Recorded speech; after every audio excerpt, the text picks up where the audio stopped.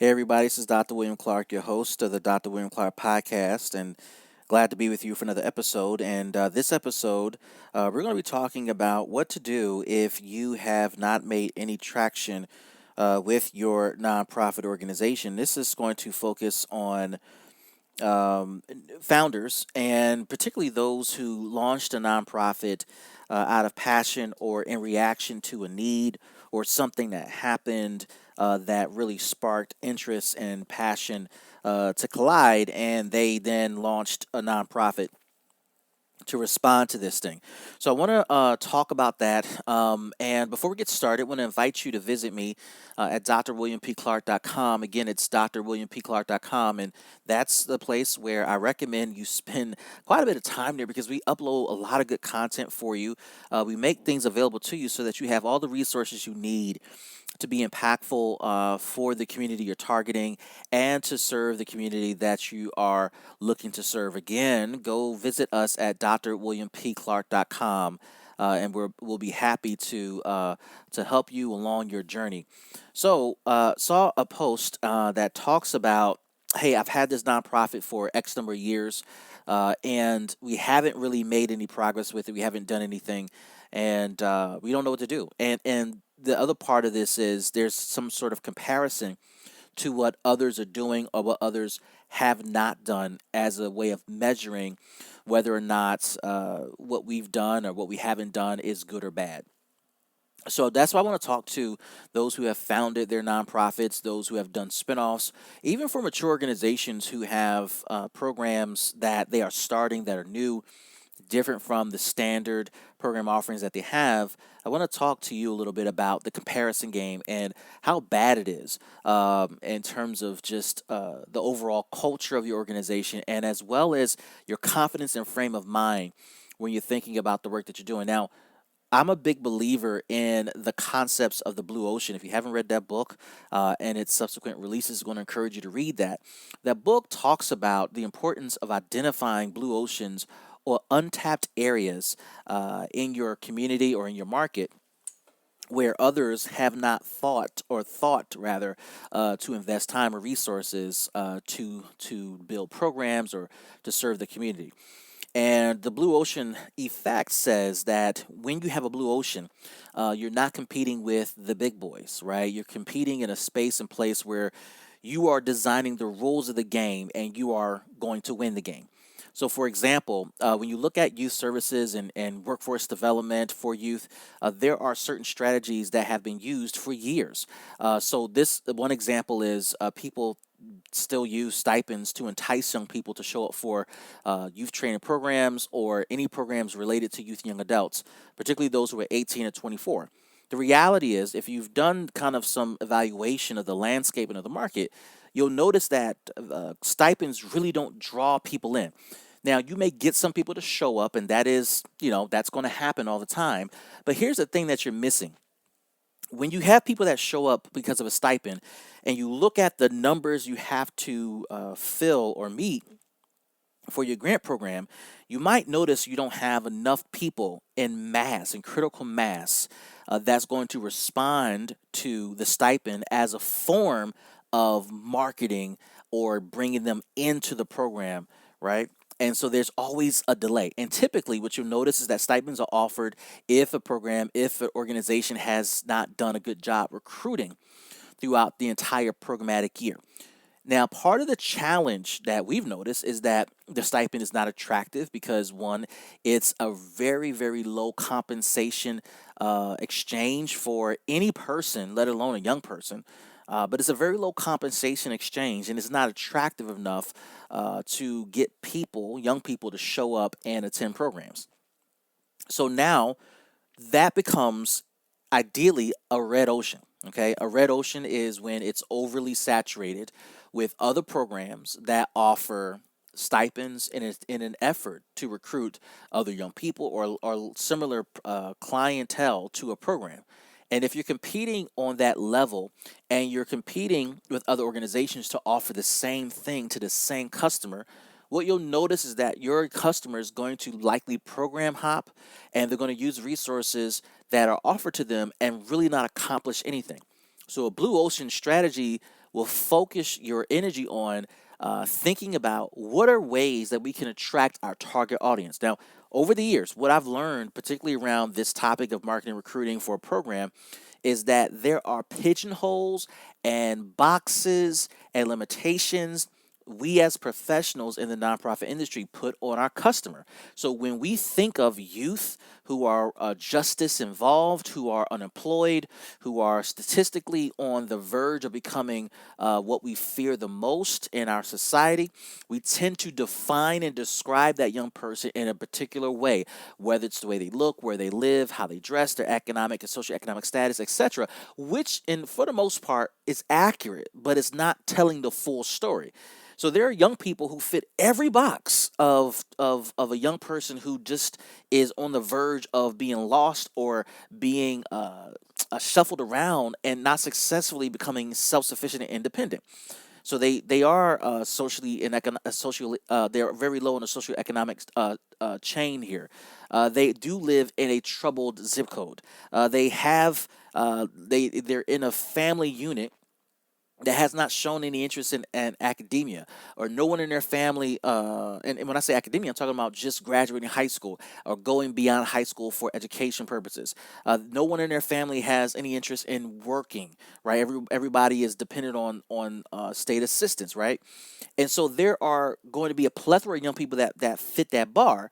However, what tends to be missed is that if you dig deeper into the avatar of your customer, which is the young person, there are all types and variations of young people that check that box, right? I remember one time I was in a meeting and we were having this very discussion. This is when I was leading a nonprofit. And one of the things I said to the audience, and it was a bunch of professionals, I said, listen, the person you're talking about, I totally relate to. But quite frankly, I got a question for you. I'm a black guy, and I grew up with all those check boxes marked against my name. But where was the group, where was the nonprofit that came looking for me? Right? I was not the stereotypical student you guys were looking for because I didn't look the part, or I didn't talk the part, or I didn't dress the part according to what the statistics say I should look like, dress like, talk like. But I checked every box. Who's coming to get me? In 2000, whenever this was, but let's go with 2023, who's coming to get me? There are variations of the same customer that exist. And so what I found when I was running programs is that, hey, there are different types of young people that exist, right? And they are looking for help and support, and they check every programmatic box. They're in the right zip code. They have the right slash wrong socioeconomic status. They're looking for help, but nobody's coming for them. So the blue ocean says, forget stipends because that's not attractive. Let's find other young people that check these boxes and figure out how to connect with them. What's their interest point? What's their pain point? What's the connection that they're looking for to experience a different tomorrow? And how can we help them? Where do they spend time? Where do they spend the most of their time when they're trying to get out of their situation? At the end of the day, it's essential for you as an organization, as a program leader, to begin thinking about these things. So, going back to where this story started, right? When we're talking about you have a nonprofit you've launched, it hasn't really achieved much in your view in comparison to others. Yeah, you're always going to compare yourself to somebody, and you're going to look like you haven't done much, and that's always going to be the case. There will always be someone better than you. But it's essential. It's essential for you to think about comparing yourself to other people is just an unfair thing to do to you and your psyche as well as to the organization you're leading. What's more important is for you to think about how can we serve in a niche way that adds value to our customer, whoever your customer is, and that adds value to the industry and the marketplace, that is your competitors and partners. All right? You're not going to do this alone. There are organizations that do very similar programs, but they have their own unique twist on it.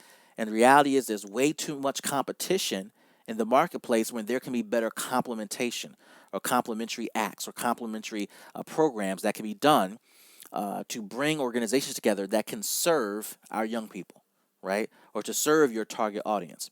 So if you're in a position where you feel like you haven't done enough, or you feel like there hasn't been enough traction for your work, or you haven't made enough progress, I want to give you a couple of thoughts to consider to get you going. And it did begin with me telling you stop comparing yourself to other people. That's not going to help. That's a non starter for you and for everybody that cares about you and for everybody else that's looking for you to succeed and win. So stop comparing yourself to other people. So here are a couple of thoughts to help you get off the ground. Number one, start strategizing today. Stop worrying about what happened yesterday, what didn't happen yesterday, who shot John, who stole from Sally. It doesn't even matter anymore. You're here today. Start planning for your tomorrow today. Start strategizing. So put together a strategic plan. If you don't know how to do it, you can contact me by going to DrWilliamPClark.com. Again, that's DrWilliamPClark.com, and we'll be glad to help you and connect you with resources. But even if you don't call us, the fact that you're even trying means a lot. I can't tell you the importance of just taking that step forward and just trying and doing and trying and doing, making mistakes and doing, tripping up and doing. Just get off your butt and do something. That is more important than anything else. Now, at some point, you'll notice, okay, I need help, and you'll contact the right person. Hopefully, it's us, and we'll be glad to help you on your journey. But I can't tell you, start planning right now, start strategizing right now, okay? And start strategizing for your organization, start strategizing for your program. What you'll notice is that when you begin to strategize for the organization and the program, you'll start to see significant progress coming your way. Now, it might not result in the things that you want.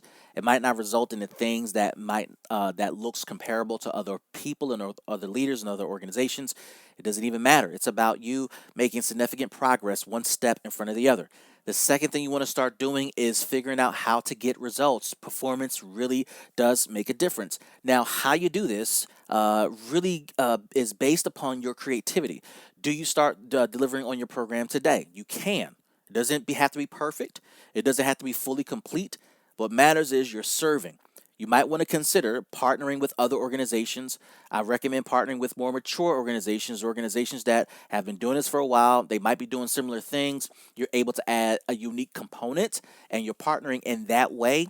You may consider partnering with another organization who's new at this as well, but just know it's going to take a longer time because your learning curve with your new partner is going to be super, super high and super long. But what's important is that today you start getting results, start performing, start serving, right? You have a youth mentoring program and it is a couple weeks long. Great. Run a test pilot. Run a test pilot with 5 kids. You don't know where to get them? Get 5 kids from your church. Get 5 kids from your family. Get 5 kids from your community. Get 5 kids from the local school. Get 5 kids from the local football team. Get 5 kids wherever you have friends or partners, right? When you look at your network and you see that there are people who already have access to young people, if that's where you're going with your program, reach out and say, hey, I want to run a pilot. I want to try something for 5 weeks or 3 weeks or 2 weeks or a couple of days. I want to run this. I want to test it. And I want to perfect my program. I want to perfect the model, the messaging, the curriculum, the activities. I want to understand how to control a classroom when you're dealing with a bunch of young people. Perhaps you're a member of a church and you don't typically do youth ministry. You might want to consider doing a youth ministry run, giving the staff a break, and you run youth ministry for 5 weeks and introduce components to your program along with whatever the teaching is and start to test out your concept. And there you go. When you start to look at those pilots, it gives you performance. It gives you numbers. How many people served? How many people have completed your program? How many people have shown measurable growth and improvement? Right? And what did you go about? What was the process you used to go about doing that? Start testing, right? And I can't tell you the power of partnerships. It can solve a whole lot of problems if you can just learn how to partner. And then lastly, when it comes to just making progress today and getting results today, you got to start building relationships, smart, strategic relationships. You got to schedule coffee meetups with people, breakfast meetup with people, lunch meetups with people, Zoom meetups with people. The options are endless. Make time for it. So some of you may be working from home a lot more. Do a Zoom meetup. Or maybe you work at home, but you decide to do a coffee meetup with a particular person just to have coffee in the morning, afternoon, early evening. to get to know this person, right? It's all about getting to know people, introducing yourself to them, learning about what they're doing, learning about how you can partner and work together. Maybe you can complement each other. Maybe you're going to meet with a potential funder from a small foundation that's going to help your new organization get off the ground. They may not fund you immediately, but they may give you feedback that a large foundation might not give you. You just never know. But the power that comes from relationships is that you're able to learn things along the journey that's going to exponentially grow you and accelerate your progress. And so when it comes down to looking at a comparison between yourself and others, you want to start to figure out, hey, I'm unique, I'm different, I'm doing things my way, and I don't have to compare myself to others. Yes, there are best practices that I need to introduce into our business, and I don't want to be foolish in ignoring those things, but I also want to be smart and strategic and set a noticeable difference between us and our competitors, us and our friends, us and other organizations. So when you start to look at it that way, you're not worried about comparisons. You're not worried about, well, we haven't done anything in comparison to, it doesn't even matter anymore. Good stuff, the really good stuff takes time to bake. The last thing I'll share with you, this is just an antidote to help you think through this, is that if you're able to begin to reflect on all the things that have happened during the down years where your organization was not active, you might not have been functioning as an organization, you might not have been serving as an organization. I want to point something out to you that I tell my clients when I'm coaching them along the way is that you'll be surprised that subconsciously there have been things that have been doing that has been contributing to a future state that has not yet manifested. Okay? Now, you may have not been fully active as an organization, but you've been working with youth here and there over the past X number of years. When you look at your volunteer hours, what you've done, the things you're passionate about, the things you read, the podcasts that you listen to, the content you consume on social media, and if a majority of it or a good chunk of it is connected to this vision that you have, this future state that you have, this nonprofit that you've launched, my friends, I got to point something out to you. Your past is telling you that you've been prepping, that you've been studying. Now, it might not have been overly intentional, but it's been a natural studying that has been happening. And so I'm pointing this out because sometimes we can miss the signs that we've been investing, that we've been working. But if you're in that place where you're noticing, you know what, I have been doing this, I have been working on this, I have been volunteering here, studying this, learning this, looking this up, and putting the pieces together, now's the time to start putting all that together now. Bring your past forward and take into account all the things that we just talked about. Start strategizing, start delivering and on performance and results, and start building relationships so you can start telling other people about what you've done, what you're working on, where you're going, what you envision, and to learn where the marketplace is going so you can either adopt best practices, all or some, and then figure out where to build and create your own blue ocean. Now, I want to encourage you, if this is like new content for you, you've never considered these things, or this is just like blowing your mind in so many ways, and you need somebody to decompress with or process with, I want to encourage you to visit me at DrWilliamPClark.com. Again, that's DrWilliamPClark.com. You can schedule a free consultation with me, and I'll be glad to speak with you. You can also register for our newest course, Fundraising Basics for Nonprofits, where I talk about some of this stuff in greater detail. I mean, greater detail, and you get the full gamut of this stuff. I'm going to encourage you to visit me there. You can also go to DrWilliamPClark.com to download books, podcasts, and other resources that we've made available to you on your journey as a nonprofit leader. I believe in you, and I believe in where you're going. I believe in the work that you're doing. I want to encourage you to continue to put in the work, continue to focus, continue to address the weaknesses and strengthen your strengths. I want to encourage you to start planning, strategizing, getting results, and building relationships. Keep working on that stuff because it's going to yield benefits at some point in time for you, your organization, and more importantly, the customers that you have been called to serve. This is Dr. William Clark for the Dr. William Clark podcast. See everybody.